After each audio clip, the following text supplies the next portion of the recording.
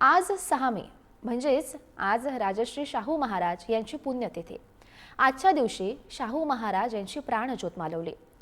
शाहू महाराज यांनी आपल्या हयातीत बहुजन समाजासाठी त्यांच्या सामाजिक न्यायासाठी केलेले प्रयत्न, आखलेली धोरणे हे सारं जवळपास सर्वांना माहिती आहे। परंतु त्यांचा अंत हा सर्वसामान्यांना तितकासा परिचित नाही आहे। तर शाहू महाराज यांचा मृत्यू हा मुंबईमध्ये झाला।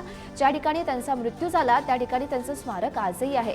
नेमकं हे स्मारक कुठे आहे, त्या स्मारकाची आजची स्थिती नेमकी काय आहे, स्मारकाची देखभाल नेमकी कुणाकडून केली जाते, याचाच आढावा घेतलाय आमचे प्रतिनिधी निकेश शार्दूल यांनी। बघूयात। राजश्री छत्रपती शाहू महाराजांची उद्या 103वी पुण्यतिथी आहे। शाहू महाराजांचा जन्म कोल्हापुरात झाला असला तरी त्यांचं निधन जे आहे ते मुंबईमध्ये झालेलं आहे। मात्र ही माहिती अद्याप देखील कोणाला माहीत नाहीये। मी सध्या आहे गिरगावच्या खेतवाडीमध्ये आणि खेतवाडी परिसरातलीच ही 13 नंबरची गल्ली आहे, ज्या ठिकाणी शाहू महाराजांचं एकेकाळी जे आहे ते पन्हाळा लॉज होता।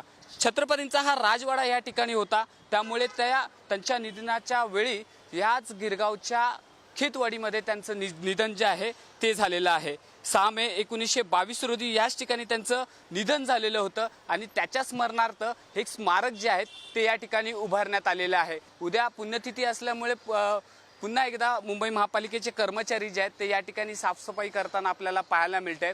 एक तर खरं म्हणजे ही खूप मोठी शोकांतिका आहे की ज्या ठिकाणी शाहू महाराजांचं निधन झालं, ज्या ठिकाणी शेवटच्या काळामध्ये शाहू महाराज राहून गेले, त्या ठिकाणी फक्त हा स्मारक जो आहे तो उभा ठेवण्यात आलेला आहे।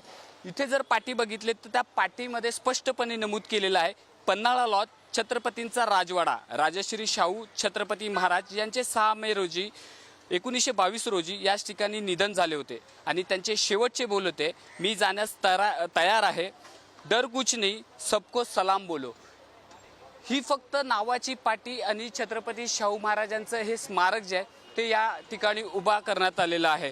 शाहू महाराजांचा एवढा मोठा इतिहास असताना मुंबईच्या याच गिरगावच्या खेतवाडीमध्ये त्यांच्या राजवाड्यात त्यांचं निधन झालं आणि त्याची ठेवण जी आहे ती अजूनपर्यंत ठेवू शकलेले नाही आहेत किंवा इथल्या सामान्य मुंबईकरांना किंवा इथल्या स्थानिक नागरिकांना देखील ही बाब जी आहे ती अजून देखील माहीत नाही। ही सर्वात मोठी शोकांतिका आहे। कॅमेरामॅन संदीपसह निकेश शार्दूल, पुढारी न्यूज, मुंबई।